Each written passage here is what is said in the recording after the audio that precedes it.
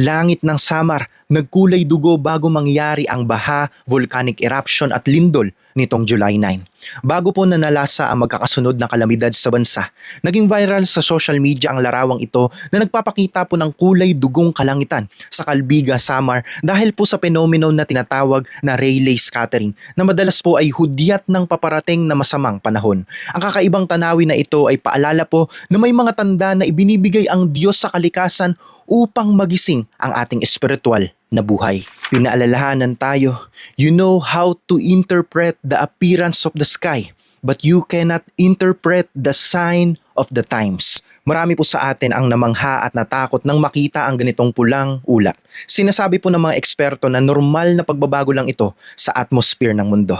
Pero kapag nagbabasa po tayo ng Biblia, matututunan natin na ginagamit po ng Panginoon ang kanyang mga nilikha upang makuha ang ating pansin. Ang bawat kakaibang pangyayari sa kalikasan po ay paanyaya na suriin natin ang ating sarili at mas lalong lumapit sa Kanya.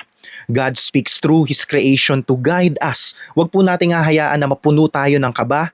Sa halip po ay gawin natin itong dahilan upang patatagin ang ating pananalig. We can experience absolute peace when we are secure in His arms. Magtiwala po tayo na anuman ang mangyari sa paligid, ligtas tayo sa Kanyang pangangalaga.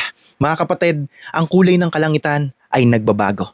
Pero ang katapatan ng Diyos ay mananatili magpakailanman. Amen.